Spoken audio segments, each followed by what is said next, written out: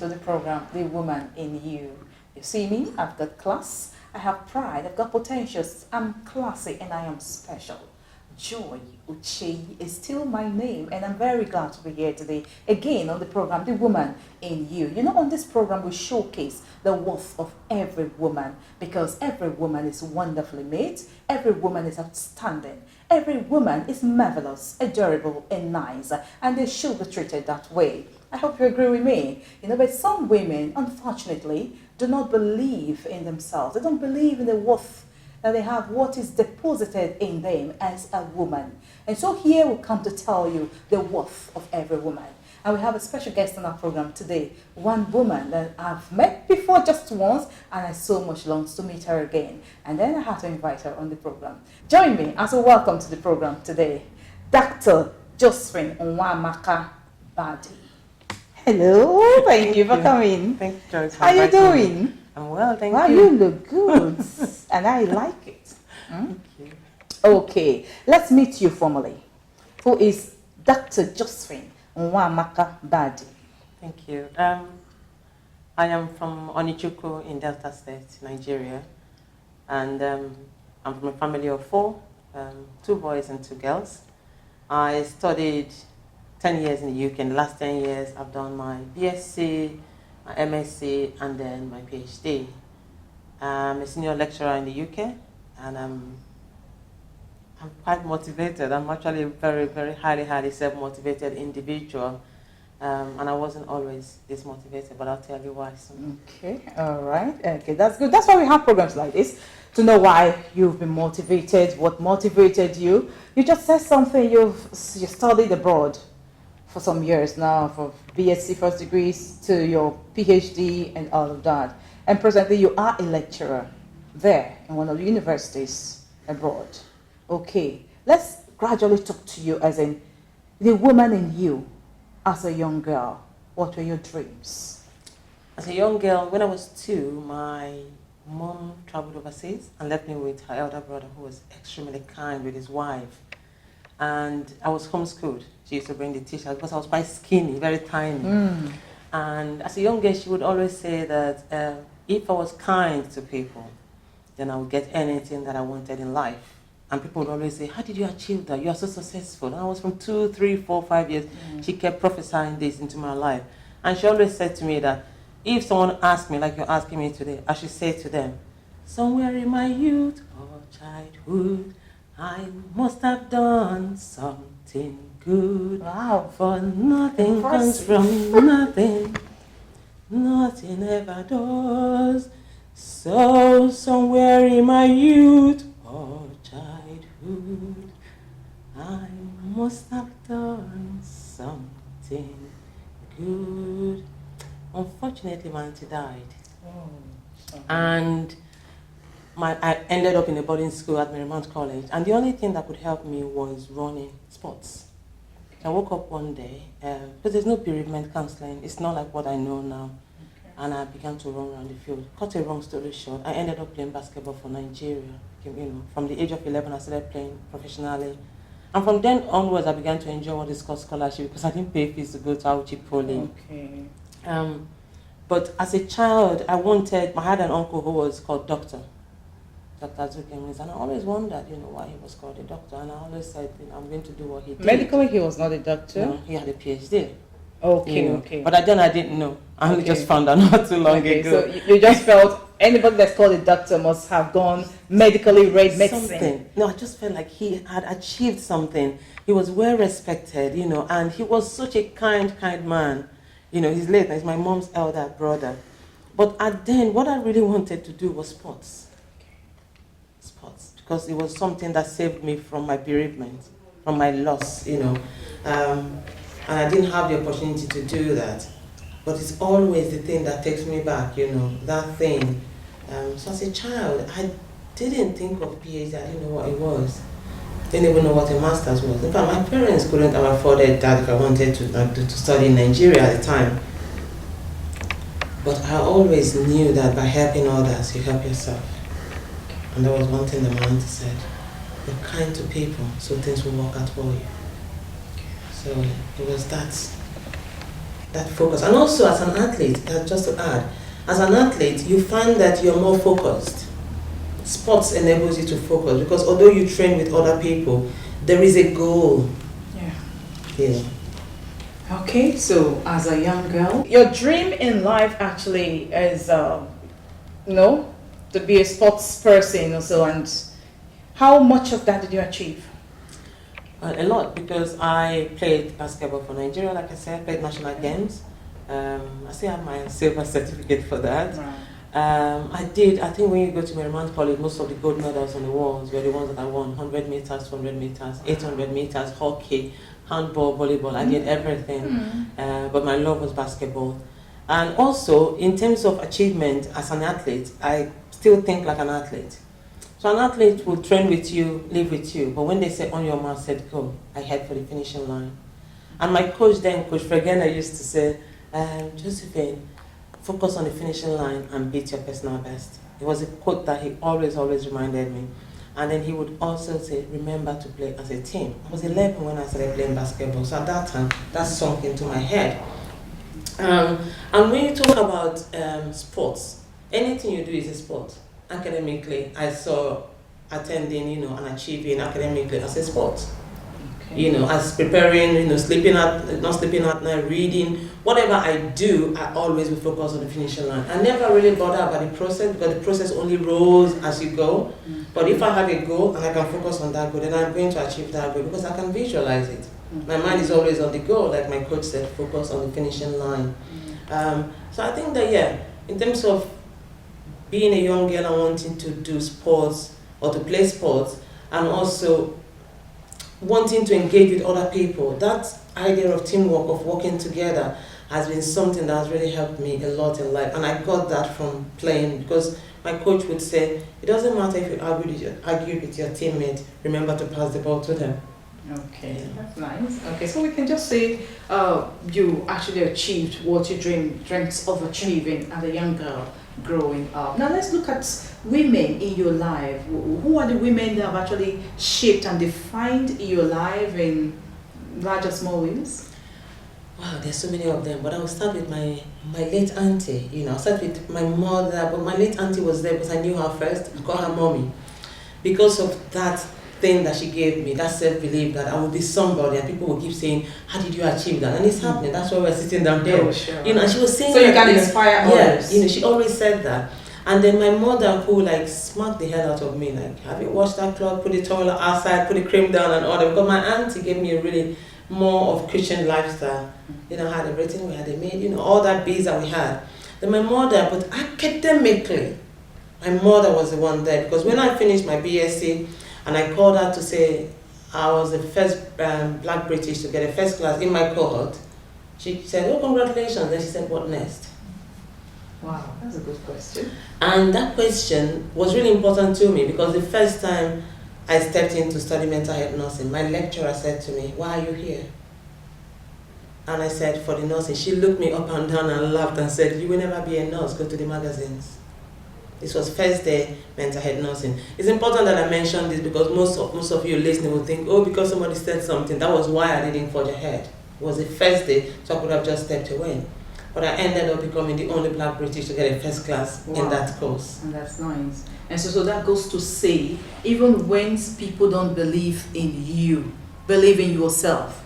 Even when they say you can't make it, tell yourself I can make it. The I can spirit will work a lot for you, definitely.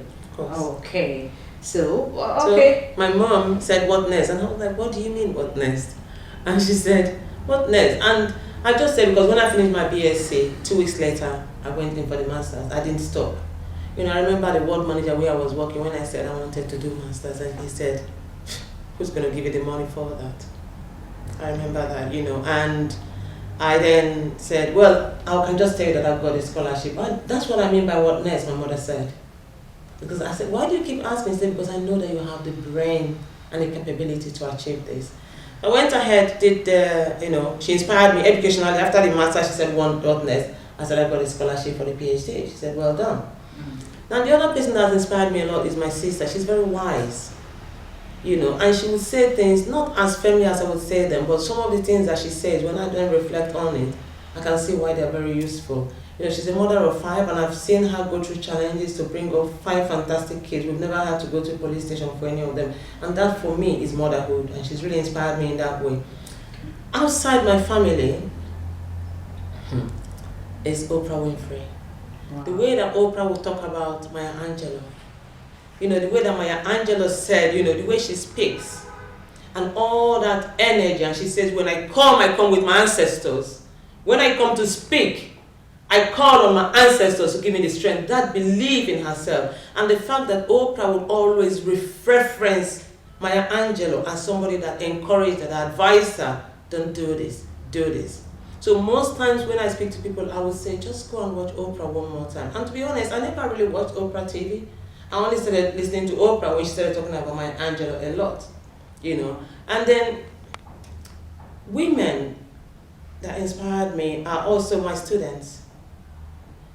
The students that I teach, because being a black successful woman in the UK is a very difficult thing to achieve, and it's also a very difficult thing to carry on. So there's a lot of doubt, you know, being the only black British, the only black, the only one, that thing about the only one breaks you, you know, physically and mentally. Mm. So my students, the thousands of students and hundreds and thousands that I've met, I thank them because they inspired me. Everyone who believed in me, believed in my why. Okay. And because of their belief, I was able to set up that campaign, you know, because I believed that there was somebody who agreed with me in this. You don't have to be successful and be a celebrity to inspire people. You could be a beggar, you could be a cleaner, whatever position a woman is in life, they inspire another woman. All you need to be inspired is to pause and reflect before you act. Listen to that person. Everything they say may not be right. But most times, if you can find one person to believe in you, it increases your belief in yourself. And I'm still work in progress. Wow, that's nice. That's good. Now let's go to look at your career.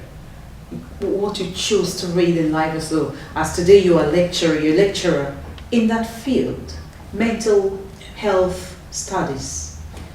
Why that course? Why did you choose to go into that? What inspired you, as a matter of fact, into reading mental health and being a lecturer in it today? Well, it goes back to 2006 when I tried to study, I think it was human resources at the University of East London, and I didn't have the tuition. I was broke. I didn't have money, but I wanted to go to school. If I couldn't do sports, then I had to go to school. I took a loan of £7,050 from Barclays. I took that loan, and I paid the first tuition. I was an international student. But the only thing I could think of then was, how do I pay the next year? And that kept me awake at night. I suffered from panic attacks, anxiety, depression. I didn't know what they were. Because at the time, my lecturers only said, my God, you're very smart. So they focused on the brain, just there. I didn't hear, how are you? Are you sleeping well? Nobody cared. Well, I don't know if it was about caring, or they were not aware that mental health is part of what is needed. In fact, it's the key thing that leads to academic achievement. Okay. You know, I always say that in the absence, you know, of positive mental health, the student's experience is hindered and academic achievement will be limited.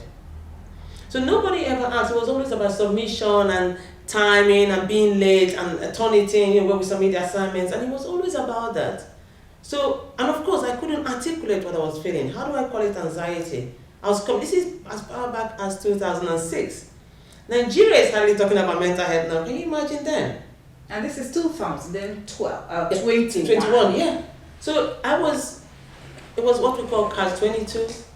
I wasn't going or coming. There was nothing. I had no voice. I had no language. I had nothing to tell me how to express how I was feeling. But I knew why I was feeling that.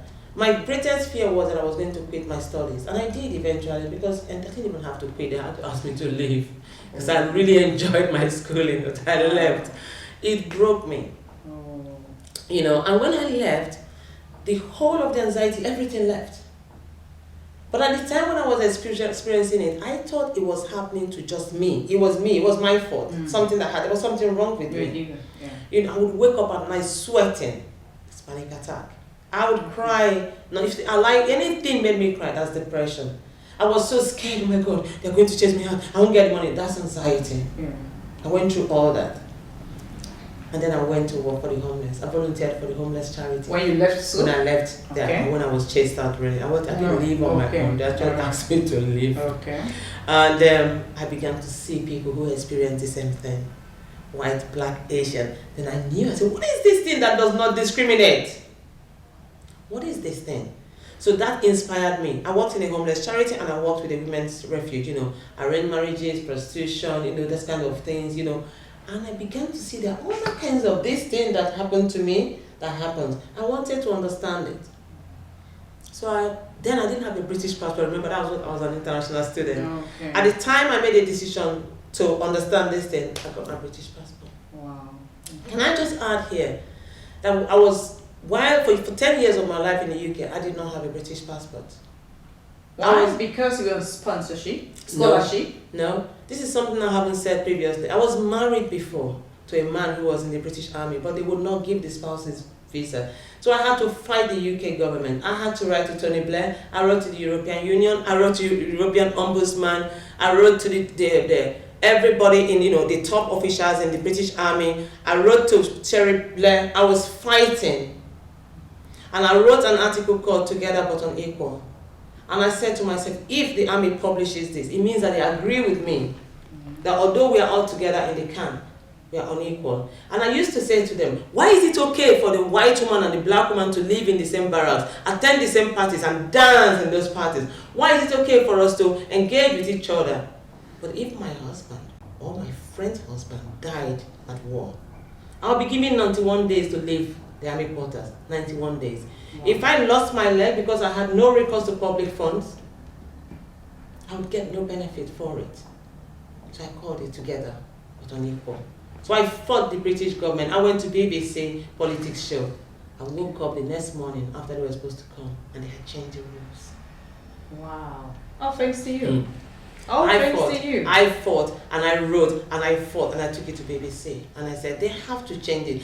And I asked every black soldier, the Ghanaians, the Congo, I said, can you tell me what you think? What are this institutional racism that is embedded in the British Army? And I used to make a long list. Wow. And I was writing. Tony Blair says it's not my fault. It wasn't anybody's fault. So I went to BBC. So before I talk about having a British passport, I wanted the listeners, the audience to understand. I didn't just grab it. I didn't have to go for prayer. There was no fasting. It was by fighting. It was by believing that if I focus, if I fought the good fight, they will put this in my hand. And I got it. Wow. The month I got it was August 2010. I registered for mental health nursing. Beautiful. Because I wanted to understand this thing. Okay. That does not discriminate. Yeah. I got in there, like I said, she said, you will never be a nurse. I slept in the library. I read. And it was outstanding. I won 4 hours as a student nurse. I was just so keen to learn and to understand this thing. But I remembered one thing from where I was running away, the University of East London. They had a 24-hour library. Okay.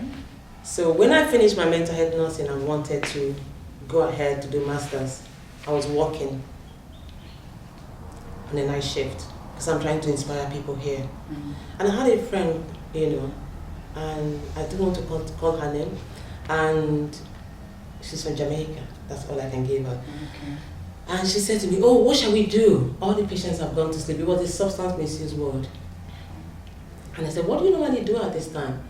She said, we order pizza. I was slimmer than this, and she was definitely bigger than me. I looked at her and said, are you sure you want to order pizza? She said, so what shall we do? I said, how about we order master's degree? She said, how do you do that? I said, you apply. She finished a year before me. She said, but I applied before and I didn't get the scholarship. I said, well, you weren't speaking to me then. Wow. I like your spirit. She applied, we applied and we read each other's personal statements. Wow. She got a scholarship to do health visiting. I got a scholarship to do the public health. Beautiful. There was a conversation one night. By helping others, you help yourself. Oh, yeah. So when I got that, I felt that to whom much is given, much is expected. And that was the university, remember, where I was chucked away. We used the word chucked away. I was asked to leave. I went back to the same university to do my master because I really enjoy academia. They have a 24-hour library. That's what stuck in my mind. And when they offered the scholarship, I thought, you know what? When somebody closes the door on you, just knock again. Maybe you can say the right thing the first time. Oh my, I like this. And I'll take it away from there. When someone closes the door on you, you can go knock again, knock a second time, knock a third time. Anything can happen. And you know what? All things are possible with them that believe. And that's the spirit. Thank you so much for inspiring us. Now let's look at migration issues. A lot of women have this belief. I know men as well, though, but here we're focused on womanhood. We are focused on inspiring one another as women. Now, a lot of our young girls believe I need to check out of this country before I can make it or be a somebody or do this. No, migrations and the increase and they go any which way possible. I want to make it. We have a lot of them. We've heard stories of what happens to a lot of Nigerian girls in Libya, wanting to go through the Mediterranean, wanting to go through the high sea, and most of them, of course, died. So what do you think? What will you say? Having been outside for years and going the right way, through the right way, how can you inspire our young girls to know that you don't have to go through this? First of all, migration is not the solution. I always say to my students that it is not where you are that matters, it's what you make of it. There's so many women who left the UK the time I left. Either because they couldn't get a paper, like I said, I had to fight, or for other reasons. They haven't settled. It's very difficult to settle overseas. But for people who are here and all they're aiming for is, I'm going to go out there no matter what, you need to. I want to refer them back to Alice in Wonderland. She asked for the where? The monkey said, where do you want to go to? He said, I don't know. So well, it doesn't matter then. If you don't know where you're going, it doesn't matter what route you take. So when people pack their bags, sell up, and whatever else they do to leave the country, they better know where they are going and who is going to receive them. Okay. What are the politics? What are the social circumstances there? What have the people who have been there experienced? Nobody is special. So don't think, if I get there, I can fix it. No, you can't. It took me 10 years to get my papers. It took me another 10 years to study, 20 years. Wow.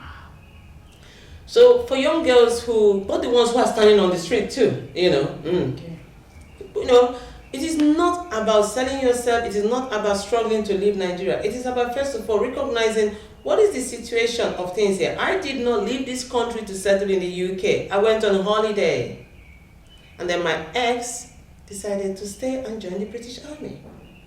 I was making it here. At 19, I had made my millions. I was modeling. I did a bit of modeling. Then I became a modeling agent.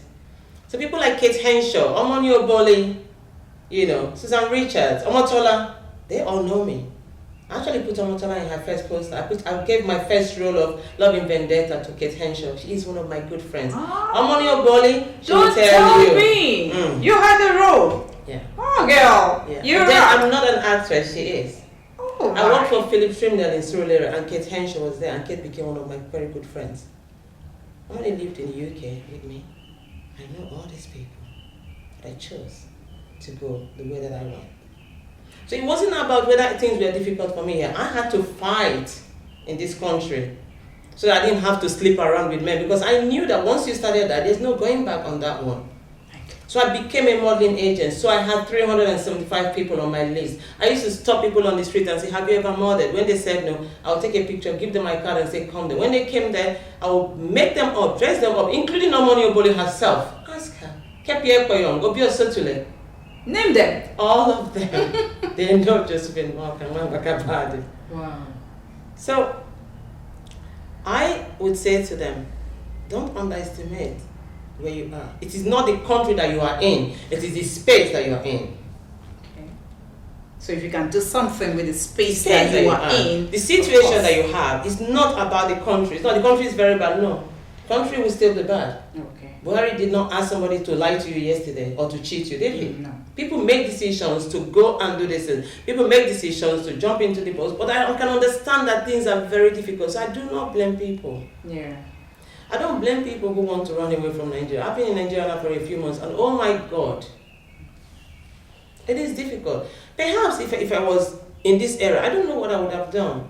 Okay. Once upon a time, I went to a house on the rock, and I'm not marketing them here, but there was a pastor there, Pastor Yemi, and I remember one thing he said. He said, if you had my mom and my dad, you'd probably turn out like me. Okay. So the advice here will be, you do something with the space where you are. It's not a country that's causing whatever, but the space where you are. And now I want to say, go back, re-emphasize what she just said. If you must check out or travel to leave Nigeria, you must have someone over there to accept you, to welcome you, to receive you.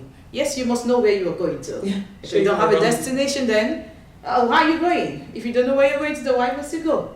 Okay, this is someone who's been abroad for years and she's talking to you. Oh yeah, watching right now, listening to us, and I want to believe that you are being inspired so much. Okay, you've told us so much about challenges in life that you faced in Nigeria, in abroad out there, and how you achieved, you fought. So another thing we are saying here is you can fight, yes, for that which you believe in. If you believe, just the spirit of, it's very, very, very difficult to want to fight for something you don't believe in. Yes. So you have to believe in the thing first. Invariably, we are saying you have to believe in yourself. If you believe in yourself as a woman, you believe I can do it. I want to be a doctor, or I can achieve it. It's possible. No matter what. Don't say I didn't have money. Don't say my parents don't have money. She just said she had nothing.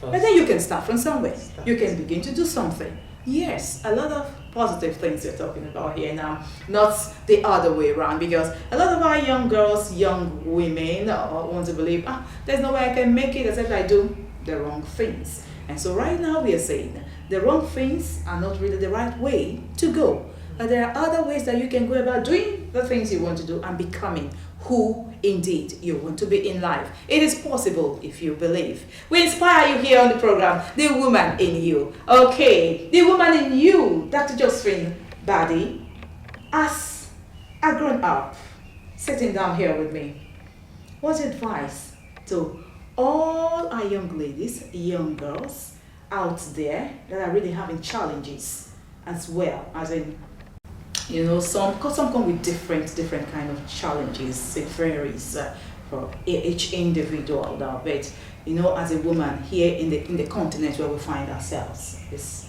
more like you're better seen than heard, So for such women, especially now, let's go to look at motherhood. You just talked about your mother. Let's look at motherhood as a wife, a mother in the home. Some women have got so many challenges there now. As a woman, what will you say to having such challenges? Because you can be heard. What will you advise such? Well, I can only give examples from the UK. I had a lot of friends who would call me. Then I had, separated from my ex, and they would call me with issues. My husband did, my boyfriend, and I said to them, go to school. Keep yourself busy. I got them to apply for nursing. Most of them are working now. By the time they were writing those assignments, they weren't bringing me because they had assignments to submit. But here in Nigeria, I found that it's not just that men want to shut women up. It's that some of the men are so stressed. The capacity to listen is too much to bear. And if what they're going to listen to is something that upsets them, then I think that the women must learn who the man is, isn't it? You must understand who you're dealing with. Because I always say in the UK, I say, you can't understand my misunderstanding until you understand me. Okay. So it's important that I can understand, if you have lived with somebody for years, and you have used a particular method of communication with them and it hasn't worked, why exactly are you still talking to them in that way? Read books on development, and I'm not saying that everyone can read and write, right? And also there's this mentality of we have to share about our husbands. I've had a few of this, he did this and that. And I said to my friends, would you try saying something positive about him? Because people become what you call them. And when you're married to somebody, you're actually quite linked spiritually, mentally, and many spiritually. So if you continue to curse this man, I'm not sure, what blessing you're bringing upon there, right? But again, most women will say we're staying because of the kids.